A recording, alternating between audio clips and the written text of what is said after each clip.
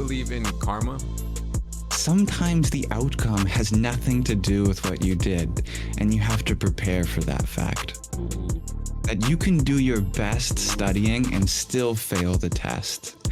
You can also skip studying and go out partying and somehow get the best grade in the class. I know for people like my mother, she is unable to get her iron levels in a healthy range without eating meat.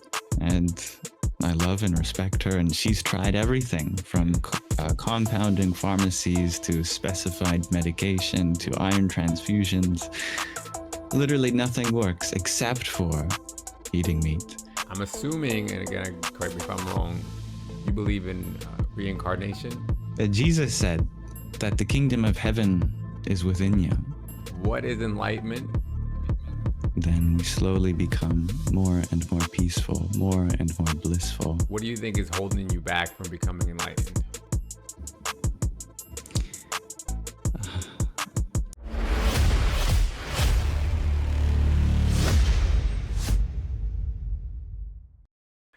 All right, everybody, welcome back to another episode of Scary Hours Podcast. I am your host, Mr. Los, and I'm here with the mystical, the mystical Yam. Here we go, Mr. Yam. Hello, I'm happy to be here. Thank you for having me. Of course, Mr. Yam. Mr. Yam, so one thing I noticed about you is you have a very peaceful aura about yourself. And thank you. So, you know, you're probably going to hate me for this, but so I kind of pride myself on being the opposite. Tell me more. So this is kind of the reason why the name of my podcast is Scary Hours Podcast, because basically I like to rile things up, essentially.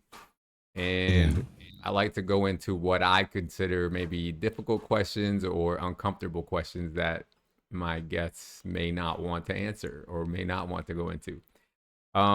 However, with this being our first meeting, I'm probably not going to go as crazy as I normally would.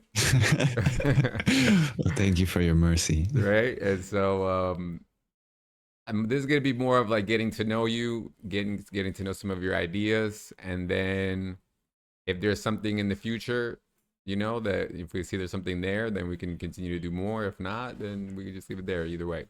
However you feel. Gotcha.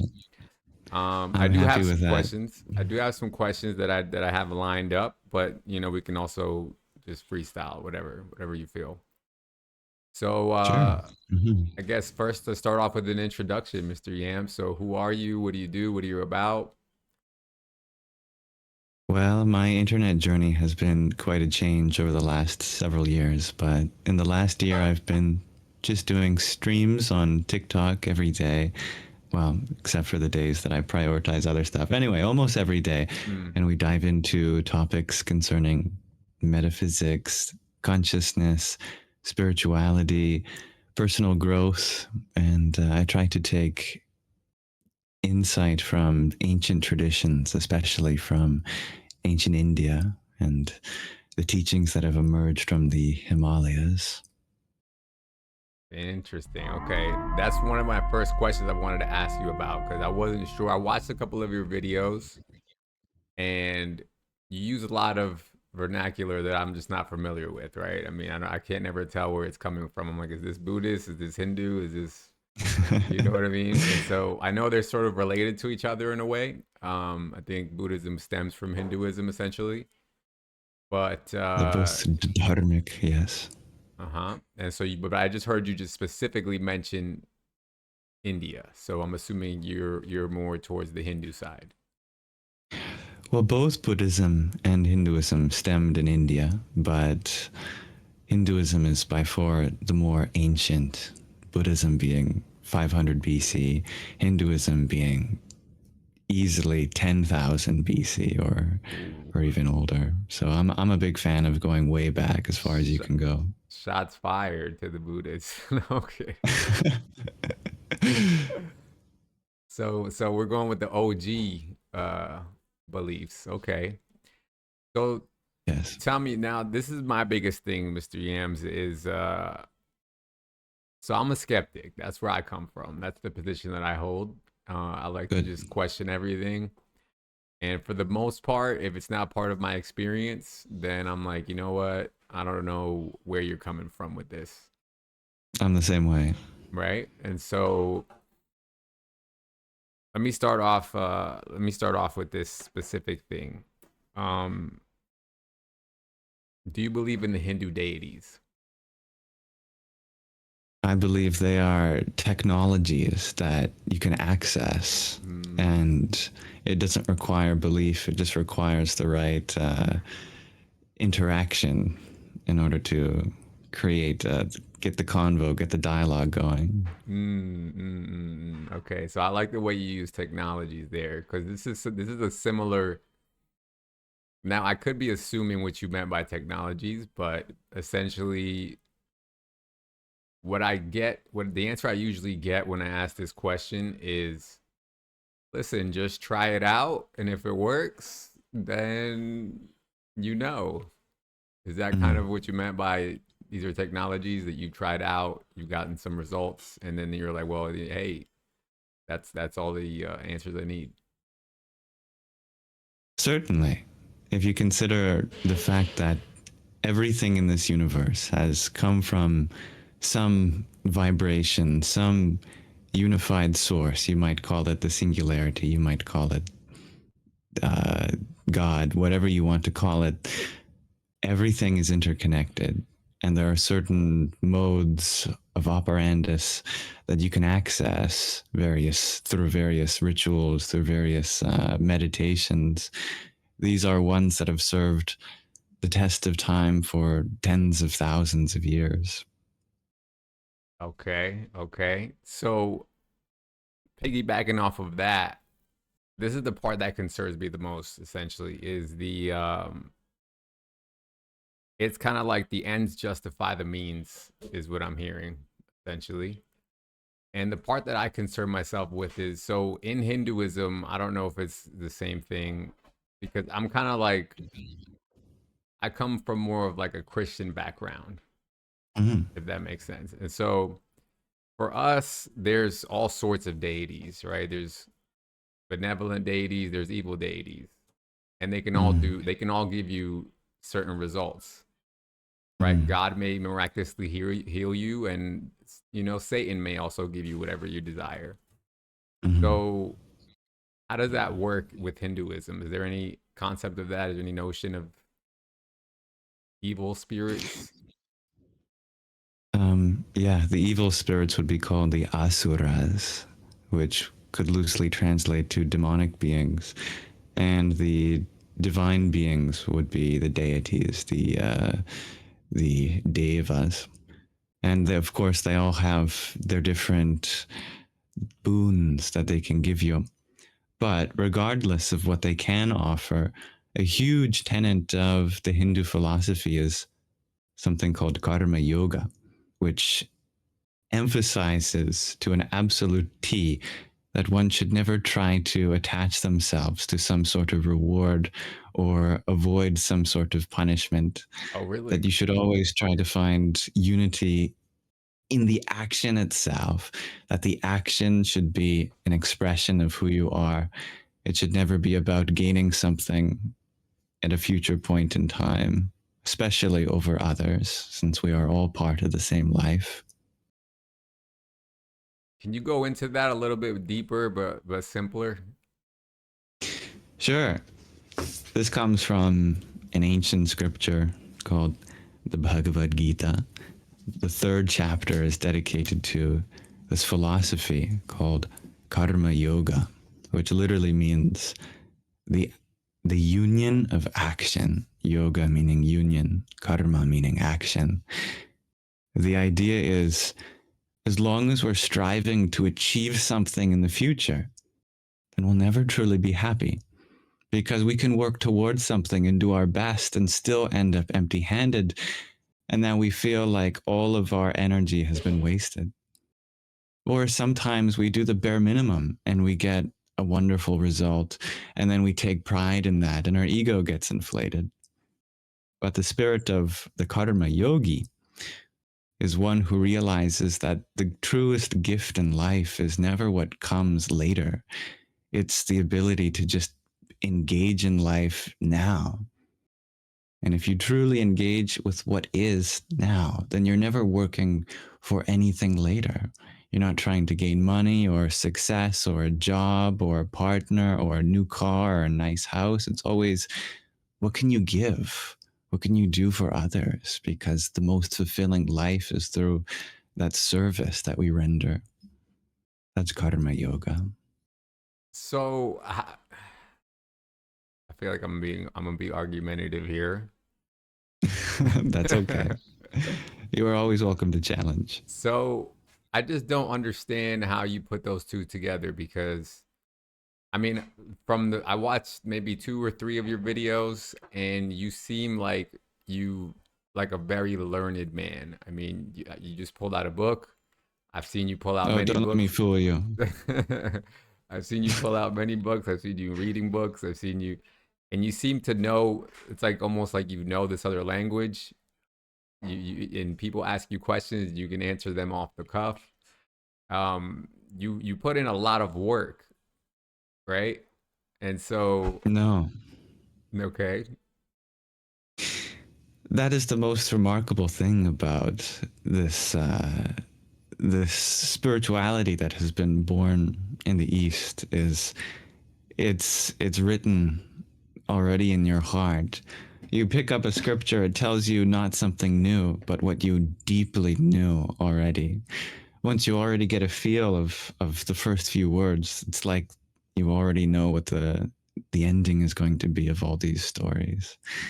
And the language that you speak of, the language of these scriptures, that is Sanskrit, is the root of so many languages. So many languages derive from this. It is like one of the first languages ever spoken, and it is deeply rooted with the soundscape of the human biology and intimately tied to the metaphors of how that sound moves around between your tongue and teeth and palate. It's a language that teaches itself, almost like the most natural tongue that could possibly be. You already know Sanskrit, is what I'm saying. It's built into the human being. oh man, I was hoping you weren't going to say that. Okay, so so let me move forward, but let me not go too deep into that. So okay, do you feel like there's a certain goal in this path that you're on? No goal separate from being the best that you can be just in this moment. No goal in the future, per se. Just trying to become more and more present in each moment, more and more selfless, more and more spiritually minded rather than materially minded. Hmm. There is an ultimate goal. It's called moksha, liberation. But it's not attached to any event or time. It literally means freedom from suffering. The idea is that true suffering exists not in the world, but in our mind. And so, if we can continually refine our mind to be a better reflection of life, then we slowly become more and more peaceful, more and more blissful, and better servants of the universe. What would you say to, let's say, somebody who is Christian? Let's say somebody that has a religion and their deity or set of Yeah. deities, and they're interested into doing some of your practices, knowing then that there's deities also behind your, I don't want to call it, do you guys call it a religion? Oh, I don't consider myself part of anything really. Of Right. course, we've been talking about Hinduism, but I Hmm. feel equally connected to Christianity or Buddhism or Sikhism or Jainism or whatever. Okay. So there's no concept in is that just your thing, or is that like a Hindu thing where they can just It is true that there are some Hindus that consider themselves oppositional to other religions, but mm-hmm. the essence of Hinduism is really universal. There are many Hindus that consider all religions to be a part of the same path. And certainly I find myself included in one of those Hmm. camps. So what would, like I said, so going back to my question, what would you say to a Christian, let's say, for example, that wanted to experiment with your path, but he was kind of scared, you know, he's like, oh, if I do this, I'm kind of betraying my God at that point. What would your response be? Oh, they don't have to. Christianity is a full path to salvation. That if you stick by the words of the Christ, you will absolutely reach the ultimate destination, achieve union with Source and love. It's a complete path. Of course, if they want to experiment, that's fine. It's ultimately going to lead you to the same goal, since that Source connects everything. But I would say if you already have a religion that works for you, then by all means, I want you to be the best Christian that you can be, or the best whatever that you already are. Hmm, got it. Let me ask you this question here. This one seems to come up a lot in the spiritual world. Yeah, What is enlightenment, and are you enlightened? I am not enlightened, but we are all, in essence, already enlightened at the level of soul. Enlightenment means to be free of suffering. And truly, our soul, our consciousness, our awareness itself, it is forever untouched by that suffering. Fire cannot burn it, water cannot wet it, wind cannot dry it, a sword cannot pierce it. It is intangible. But as long as we're identified with material things, then we believe that we suffer when we experience loss. We get a new car, and then the car gets scratched or dinged up or whatever, and we feel like that's who we are. And therefore, we unnecessarily suffer losing something that truly isn't who we are. Does it really matter if your car is scratched up to be a fully fledged spiritual being? Not at all. But it's identical enlightenment to the idea of salvation in the Abrahamic paths, or illumination, or self realization. There are so many different synonyms for it in all the world's religions. But the general idea is to move beyond this limited material existence and establish ourselves in our eternal spiritual self. Okay, okay. So let me ask you this: since you said that you're not enlightened, Correct. I mean, I'm talking to you. You seem super peaceful. Seem like you have a very nice message to spread to the world. What do you think is holding you back from becoming enlightened?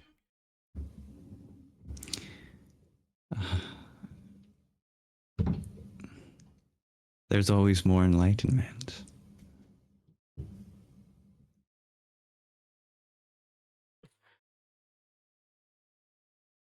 Final answer. No, I've got an ego. I've got attachments. There's things that I'm still working on. I have to be humble and admit that. There's no point in pretending to be, a flying orb that's free of suffering, when absolutely I still feel human emotions, get upset, and things like that. It's an infinite journey, brother. Got it. Got it. Got it. That is interesting. So, what do you believe then about people who say that they're enlightened, or are they Are they making it up? Or are they a degree of enlightened? You know, whoever, whatever they want to identify with, I that's their business. If there's anything I can learn from them, that's my business. What's not my business is to try to find faults in them because, pardon me, I'll I will never grow if I'm constantly looking for the things that people do worse than I do. Mm, If I want to grow, then at least I can give them the benefit of the doubt. Of course, there's always going to be a skepticism mm. whether someone is, really free of suffering or not, or if they're just putting on a mask. But whatever part of them is truly in an awareness that I'm not in yet, even if 99% of the rest of their life is maybe a lesson that I've already learned, just that 1%, if I can learn from that, then I'm always growing. I'm always surrounded by things that I look up to. So you're like positivity at all costs, basically. Hell yeah. But not without dismissing the reality of suffering, of course. Do you believe in karma? Well, we were talking about karma yoga. Karma in Sanskrit literally means action. So the literal question would Means be, do you action. believe in action? I didn't know It's that. like, yeah, we all do actions. Speaking is an action, walking, thinking, breathing. But of course, the way we understand it colloquially is very different than Mm, how it's described in ancient scripture. Colloquially, I think people believe that karma is like this mystical rule book in the universe where every action and its combinations has this predetermined result. And if you keep track of that, then you can keep track of the results and that everything you give out comes back to you. Ironically, that's not at all what the scriptures on karma say, at like the all. third chapter of the Not book. even No, close. like the opposite. Really? Yeah. Jeez. That's kind of hardcore right there. Most people believe the law of karma states that each action has an equal and opposite reaction. Hmm. The actual law of karma in the scripture states that sometimes the outcome has nothing to do with what you did, and you have to prepare for that fact. Ooh. That you can do your best Ooh. studying and still fail the test. You can also skip studying and go out partying and somehow get the best grade in the class. Oh my That's gosh. karma. Can I give you a round of applause? You're not going to hear it, but I'm going to give you a round of applause on my side, on my soundboard. Thank you. You know, it's like I hear, oh man, you don't have no idea. So I come, not that I come from, but so my YouTube journey began with one of my closest friends. He always considered himself a spiritual guy, also following Hindu and Buddhist traditions. Yeah.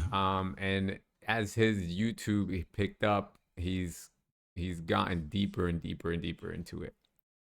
And I've always tried to, have conversations with him, trying to understand where he's coming from and trying to see like if there's anything that I can use for my life personally, etc.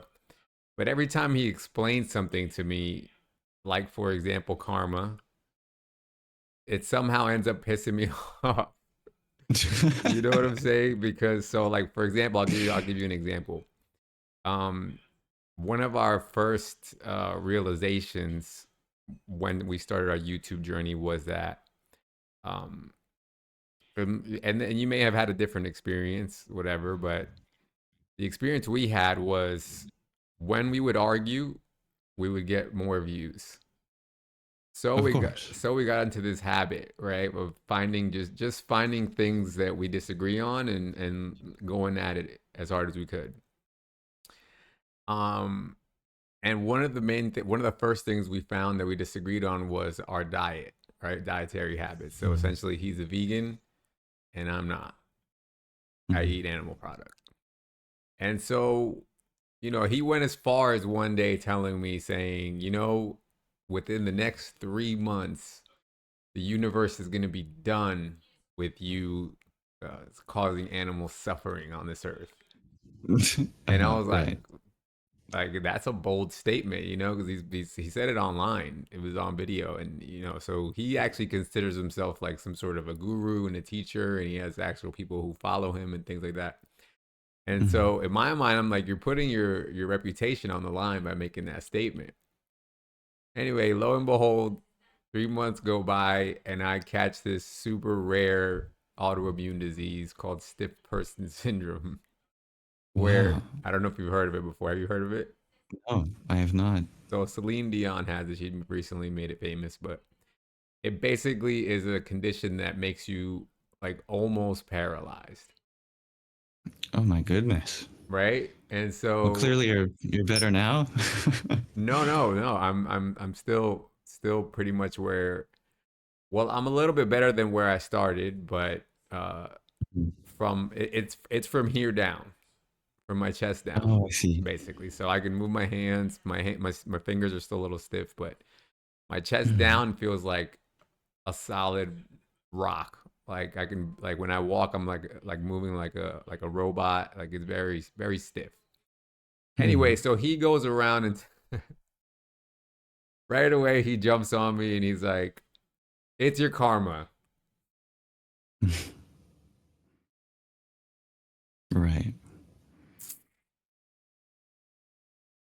I'm sorry to hear that. That's not something I would say. I mean, that's a very life-changing thing to go through.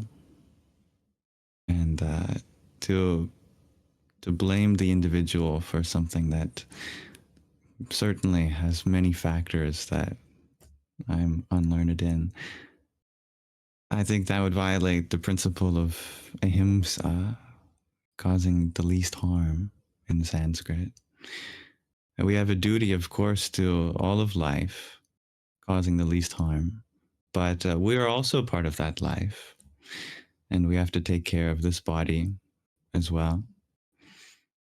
There are certainly topics that we can explore when it comes to the relationship between what goes in our body and what comes out. And if anyone's interested in that, it takes many years to adjust. So that happened naturally for me. I was never one to switch my diet just because someone told me to. I just listened to this body, what it needs. And it happened naturally that I moved away from certain foods. But if I tried to switch diets overnight, something like that, I'm sure that would cause a whole bunch of harmful effects to this body that would be unnecessary. I know for people like my mother, she is unable to get her iron levels in a healthy range without eating meat. And I love and respect her. And she's tried everything from Mm. compounding pharmacies to specified medication to Ooh. iron transfusions. Literally nothing works except for eating meat. And, I would much rather have a mother in my life than not, even at the Mm. sacrifice of eating animals. But that's her journey, and everyone's body works differently. I would never tell anyone to switch their eating styles if they're healthy. Mm. Whatever works for them. Another round of applause for that statement right there for you, Mr. Yang. I tried Thank to you. explain this to my friend. You know, I gave him examples of people stories that where they've had a similar experience. They had some sort of sickness, disease, and they could not get rid of it. One extreme example was an individual who tried to they tried all diets essentially until they landed on carnivore diet, which is strictly eating only meat. And then her Right. disease went away. And I'm like, and I'm trying to tell him like, what do you say to that person, you know? And then he goes into all this, oh well, maybe maybe she was vegetarian, but maybe she was not eating, maybe she was eating chips and and bread all day or whatever. And I'm like, no, she was trying to be healthy. This is life or death for Yeah. her. Uh, so let me ask you. So your mother, she wanted to be vegan. Not vegan, but uh, she hates the fact that she has to eat animals. She has such an empathy for them. She's a big animal person. She's like a Disney princess that whenever she's out, animals always come to her. It's the weirdest thing. That's We'll be out walking in a park and there'll be a deer, and the deer will just like come up like it's a family friend, like, hello, how are you? So it breaks her heart, but yeah, she has to for the sake of her health. hmm. And that's what works for her. I happen to have a healthy body without eating it, but my body's different. I can't expect everyone to be like that. Everyone has to manage their health differently. So in Hinduism, is that allowed or is that like blasphemy? Of course, you'll find a variety of opinions within any religion, from more progressive people to more conservative. The more traditional Hindus would probably consider that blasphemy. But most of the modern and, in my opinion, genuine spiritual teachers, they realize that we live in an age that's much different than the yogis thousands of years ago. Our soil quality is so poor that we don't get the same nutrition in vegetables that we did. And animals are really good at getting the right nutrition they need because they're not bombarded by consumerism and ads that are telling them to eat chips and pop. Not that they even have access to that anyway. Mm. So meat, animal products are a great survival food because you do manage your nutrition in a way that's handled for you. It's like you're outsourcing your nutrition to an animal. The animal trusts its body. The animal knows what it's craving, that I need to eat more of this or munch on this, whatever, if it's in the wild. So, absolutely, it's more difficult to manage your nutrition if you are vegetarian or vegan or anything of the like, because you are having to take on that karma yourself. Now, you have to trust your body. You can't rely on another animal. You have to take accountability for what various micronutrients are in your body and what the signs are. And it's made even more difficult with consumerism and having to understand what's exactly in the food on the shelf, etc. Let me ask you about suffering for a second. Yeah. So I come from the belief that the universe, the creator, God, what I believe to be God, essentially created a system here on this earth where I don't want to put it this way, but it's almost like suffering is inevitable. It is absolutely a part of life. Yeah. So how do you view that? Is that some people automatically say, "Oh, well, that makes God evil," for example. Mm. No, I don't think God is evil at all. God is absolutely benevolent, omnibenevolent in all respects. People always have a problem with the suffering on earth. They say if God is omnibenevolent, omniscient, and omnipotent, then why doesn't he do anything about the suffering? Which makes sense. And it's an absolutely valid question to ask. But God, for one, isn't separate from creation.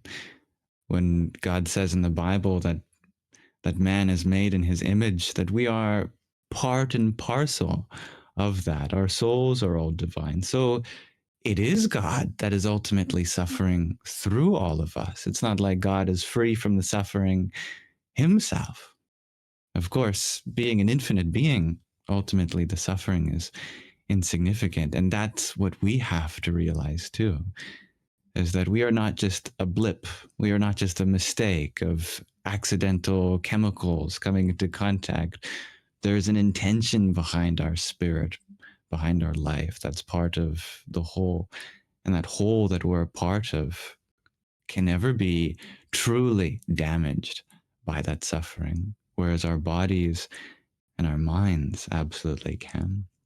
Secondly, so much of the suffering is not God's fault, but ours.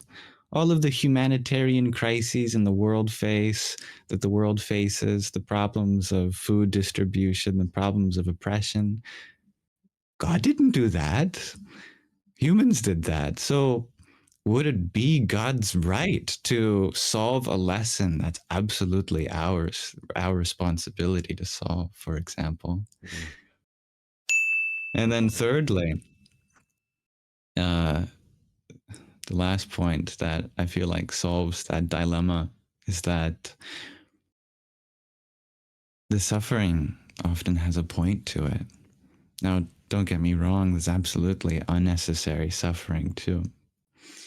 That's the suffering that we have created as humans for each other, and it's our responsibility to do something about that, as I said. But, you know, general day to day suffering is usually a lesson to grow our character. The hardship that we face, it allows us to be more deeply empathetic. It allows us to strive for higher wisdom, for strength, to deepen our faith, to deepen our prayers, etc. All of that, when realized as an opportunity, is a blessing. I think any one of these things by themselves can help alleviate this association with God and evil. But all of these things together, when you put these puzzle pieces, I think there's a way of letting go of so much of that. Okay. You just made me think of two more questions. Yeah, go for it. So, going back to the karma thing, if karma just means action, I'm assuming, and again, correct me if I'm wrong, you believe in reincarnation? Well, no one really knows for sure. Yeah. I mean, even The most even honest spiritual guy I've ever met in my life. Another round of applause. Wow. it's an assumption, absolutely. But it's a very powerful one. I think there's a way of seeing all of the different ideas of the afterlife as one, as different as they sound. The idea of there being an eternal suffering after that you might call hell, Mm, or an eternal heaven, an eternal place of peace, or the idea of returning to nothingness, or the idea of returning here. It's like those art sculptures that if you look around from one perspective, it lines up in one way. But if you turn 90 degrees and look at it orthogonally, that it makes a completely different picture. But it's all the same sculpture, just seen from different angles. I mean, Jesus said that the kingdom of heaven is within you. mm-hmm, And I also think about the Lord's Prayer. Our Father who art in heaven, hallowed be thy name. Thy kingdom come, thy will be done on earth as it is in heaven already. mm, Well, that to me means that this eternal peace already exists here. Just like when we say that someone loses their loved one, that we say they're in your heart. I think there's a very real truth to that heaven isn't up there per se, but up in here, in this being that has come from the source. You just turn inside, you withdraw, the world moves away at the end of your life, and you return back into that place of peace, of reuniting with source. And hell, on the other hand, is exactly what happens when you live so far away from what's inside here. When you're far away in the world, when you're looking at the mansions and the cars and what the people see for you, all of this materialism, that's the eternal suffering that we are born into. Mm, If by sin we live in that direction, all of this has as a way of making sense to me from whatever perspective you look at, mm, that we come back here, uh, but that doesn't mean we have to leave heaven. Doesn't mean we can't be established in that place of peace within, that we ascend that higher place, but still are engaged in the world, just like angels may bless us. But death is, of course, an eternal mystery. Ultimately, the reason why reincarnation is the favored perspective in the East is not because the scriptures say so, but because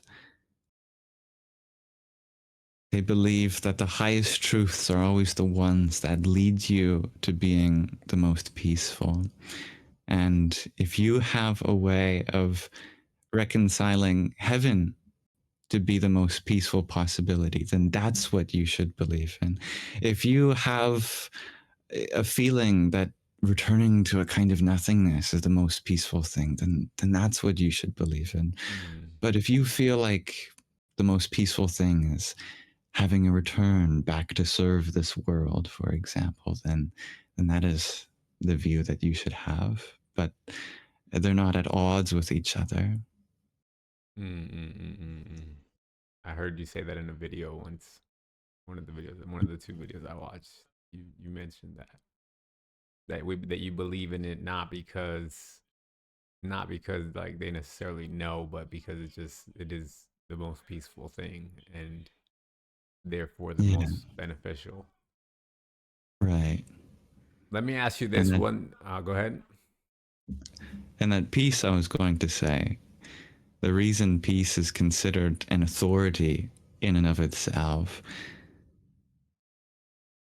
is a very unique reason that is not often shared. Why are we all chasing after peace? What is so universal in the human experience? Mm, Well, the reason that's given in those scriptures is so poetic. Just in the same way that a river is drawn to the ocean, in the same way that rocks are drawn to the earth, in the same way that a child is drawn to their mother, we are drawn to peace because peace is our source and all parts are drawn towards where they come from. mm. I like that. I like that. Good answer. Very touching. But yes, what were you going to ask? So my last question is in regards to suffering. So how do you feel? What is your feeling, or what concepts do you have around the amount of time that it should take, or the amount of time that one should focus on transcending suffering? Just this moment.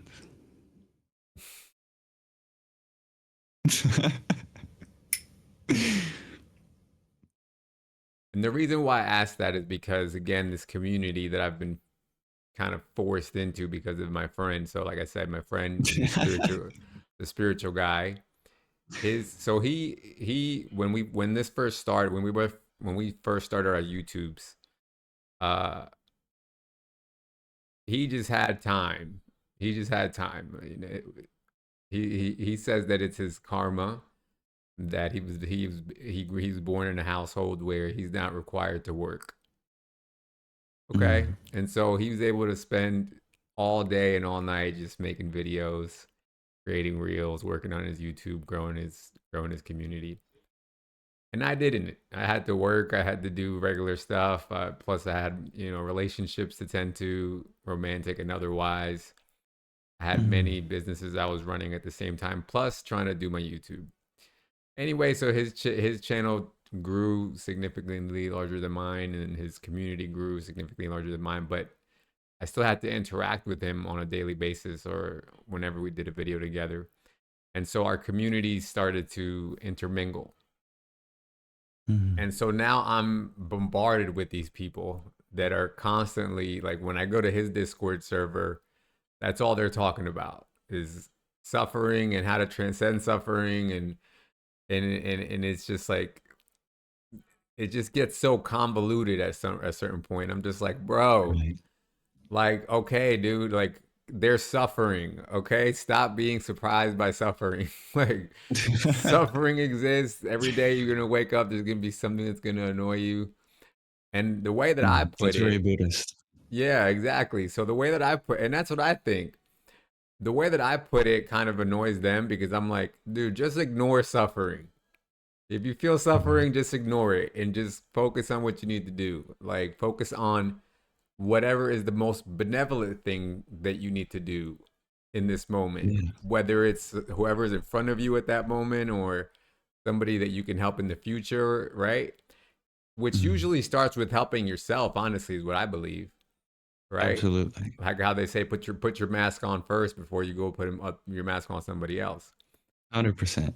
And so, but these people are just stuck on this idea, right? Of like they just want to talk about suffering all day and how to Yeah. overcome it and how to become enlightened, and what practices do I need to do to become to stop suffering. Which, I mean, you have practices, and I'm sure you've been practicing this for your whole life. But the way you said it just now, you make it sound like it could be an instantaneous thing almost. This moment is an instantaneous thing, but it's also an eternal thing. You only ever have this moment because you don't get to live in the past anymore, and the future never comes. There is no day called tomorrow that you can experience. All you ever have is today. Now, now, now, now, now, now, now. After Yeah, now, after now. yeah, yeah. There's a story of a clockmaker who had a habit of breathing life into his creations. One day he was fitting the final cog on a clock, and you could almost hear the clock let out a sigh. So the clockmaker asked the clock, "Mr. Clock, did I hear correctly that you just sighed?" The clock said, "Yeah, Mr. Clockmaker, you make me so precise. Everything is machined to such an accuracy that I'm sure I'll have to keep track of the time forever. I was just thinking about all the tick tocks that I have to do. And I was exhausted just at the thought of it." And the clockmaker understood the problem. He said, the reason I made you so precise is not so that you'd have to keep track of tomorrow, but so that you just have to keep track of today. And you'd be so good at that that you'd never have to worry about what time it would be tomorrow. So don't think about all the tick tocks you have to do in the future. Just think about the swing of your pendulum from the next tick to the next tock. Mm, That's all you ever have to do. mm.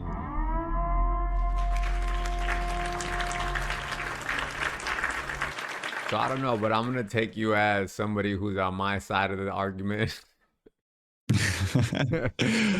My side of the There are argument. truths in all perspectives, and Hmm. I see the truth in yours, and everyone is where they are in their own journey, and we are all perfectly where we're meant to be. And what you described about not worrying so much about suffering, just doing the most benevolent thing. That is precisely the spirit of karma yoga, and you exemplified that precisely. Dang, Mr. Yams. Mr. Yams, you know what? I mean, that's pretty much all the questions that I had. I don't know if you want anything you want to ask me or whatever, but I would love to invite you to my server. I mean, you're probably not going to do much there. There's some spiritual people there from Shiva server, but I would love for you to join Shiva server as well, because they're the spiritual community. Like those guys are all sorts of Hinduism, Buddhism, and everything in between. Like it's just. I think I am already a member. Are you? Okay. I think so, but I'll double check for you. Yeah, it's Shiva Kailash Shambho. But if you're not, I'll send you the invite. But I would love, I think they would love, honestly, to have you on. And yeah, so I think we can wrap it there. If you don't have anything else to add on, any final words or any comments, anything you want the world to know, we're here. Let the people know where they can find you, things of that nature. Oh, thank you so much for having me. That's the bulk of what I want to say. I don't really have an intention of gaining followers or anything, but if anyone did want to be a part of the Discord server, I think it's a nice place, and I can send the invite link to you, and you can leave it wherever. Everyone's welcome, regardless of where you're from. Perfect. Mr. Yams, I appreciate you, and honestly, if everybody taught spirituality the way that you would, I think more people would join. So shout out to you for that. And that's it for another episode of Scary Hours Podcast. We will catch you guys on the next one.